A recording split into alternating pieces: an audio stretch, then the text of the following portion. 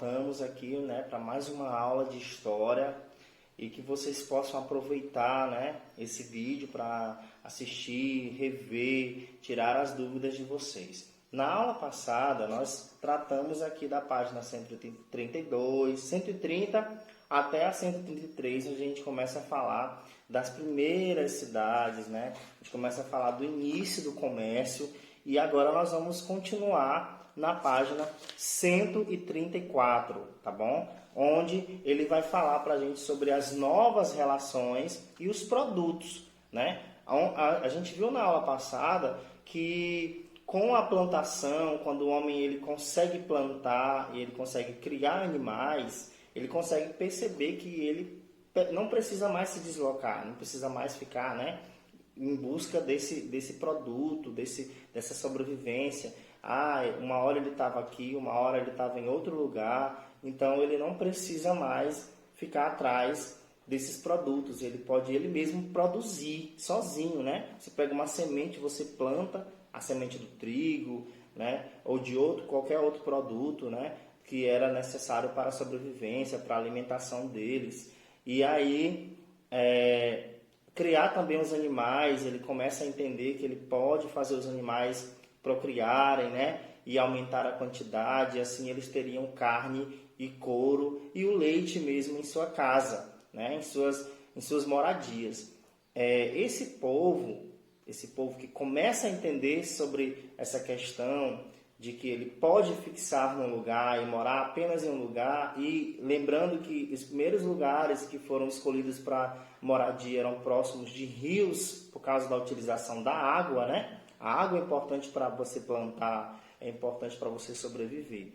Então, nessa página onde diz assim, novas relações e produtos, significa que as relações, ou seja, as cidades, as aldeias, né, vão aí estabelecer relações de trabalho, né, onde esses grupos humanos eles vão começar a dividir o trabalho, né? Alguém vai para a lavoura, alguém vai plantar, outro vai colher, o outro vai dividir aí o que presta e o que não presta, o outro vai comercializar e a consequência disso é que vai surgir outras atividades, né?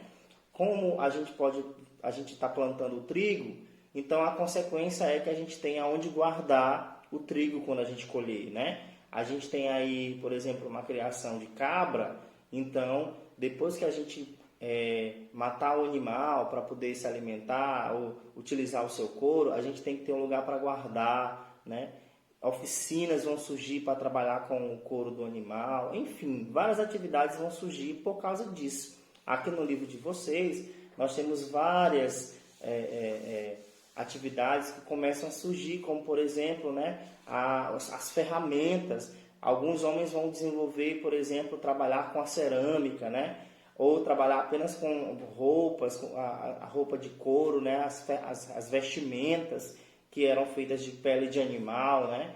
E isso era para que o comércio funcionasse, né? Então, por exemplo, na minha cidade tinha muito trigo, tinha muita criação de vaca, de boi, né? Já na outra cidade tinha outro produto, então havia essa troca, né, de produtos. Esse é o comércio.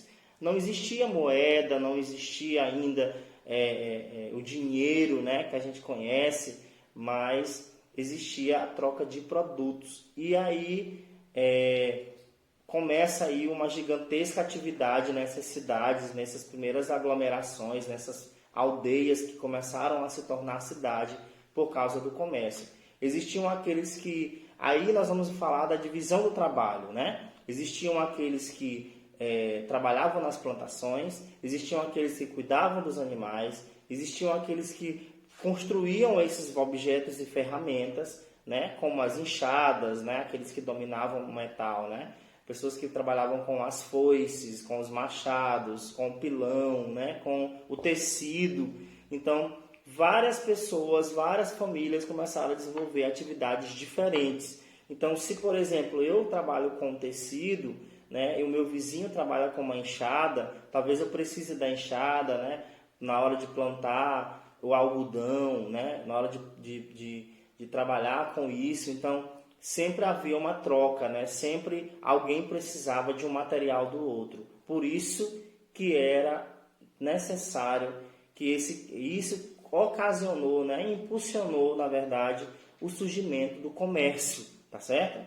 E aí, como estabelecer um valor para esse produto? Por exemplo, o meu trigo, ele é mais barato ou mais caro do que a criação de um animal, né? Um animal ele vai ser mais valioso. Como que eles começaram a estabelecer isso aí? Então, no livro de vocês, ele diz assim: se uma atividade ou um produto necessitava de certa quantidade de tempo, né, de trabalho, né? Por exemplo, para eu poder ter uma quantidade X de carne, eu deveria criar meus animais, né, fazer meu animal ficar gordo ou procriar durante muito tempo, né, tantos meses para eu poder ter uma quantidade boa de carne. Isso era a quantidade do tempo que eu gastei trabalhando, né? E aí cada um deles teria um valor específico. Se o meu trabalho ele demorou pouco, né, para eu ter aquele produto, então certamente não teve tanto trabalho como aquele que passou quase um ano trabalhando. Então esse foi o valor atribuído ao produto. Nós temos um exemplo no livro de vocês, aí na página 134, que diz assim: por exemplo, um agricultor arava, semeava, irrigava a terra e depois de alguns meses colhia o cereal. Uma artesã de sapatos, uma artesã levava semanas para lavar, cortar, costurar o couro do animal para fazer um par de sapatos. O caçador, por sua vez, poderia abater várias aves para consumo em um único dia, mas ainda assim ele precisava esperar a época do ano adequada para caçar. Então tudo era uma questão de tempo, né? Aquilo que demorava mais para ficar pronto, aquele era o produto mais caro, né? Porque dava mais trabalho, porque demorava mais. Então esse era o produto mais caro, né? Então, de acordo com essa ideia, passaram a estabelecer a correspondência de quantidade entre os diferentes produtos, né? Por exemplo, 4 cestos de peixes poderia corresponder a um par de sapatos feitos pela artesã, né? Então, observe aí, né? A artesã ganhava muito peixe porque ela tinha, né? Ela trabalhava com as mãos, demorava muito, era muito dispendioso. Então, por exemplo, em uma hora eu posso pescar vários peixes, ainda mais naquela região que era uma região de rios, onde os rios estavam cheios de peixe, né? Então, se por acaso um homem vai, né, vou bem aqui pescar e depois de uma manhã ele volta com, né, 5 sacos de peixe, então significa que o trabalho dele não foi, né, demorou só uma manhã. Então é diferente da construção de um sapato que dura semanas para ser feito. Naquela época era assim. Então um par de sapatos, né, 2 sapatos, correspondiam a 4 sacos de peixe. Então olha só, o sapato era mais caro que o peixe, né? Na página 135 vocês vão ter aí a continuação da atividade com a questão 4.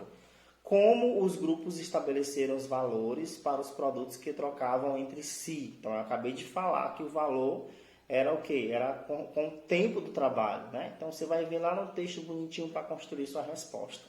Na 5ª questão, nós temos aí: encontre o diagrama, no diagrama o nome de alguns produtos utilizados nas primeiras trocas comerciais.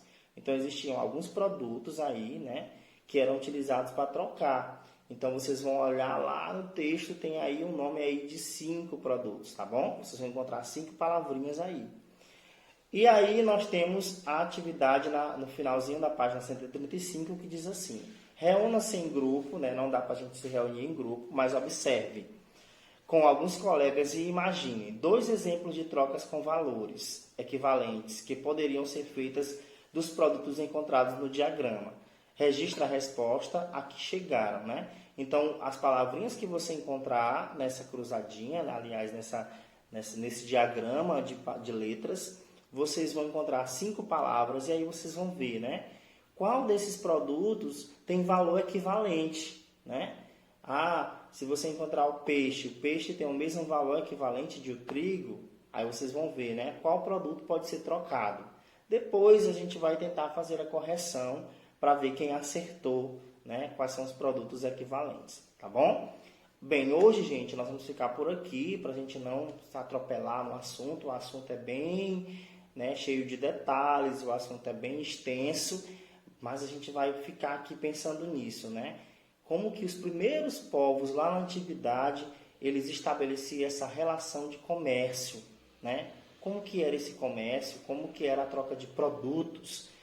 O comércio era uma troca de produtos, tá certo? E aí nós vamos compreendendo, né? É diferente de hoje, né? Que hoje a gente tem o dinheiro é que tem um valor e aí a gente traz o produto para a nossa casa, né? Com o valor do dinheiro que a gente tem.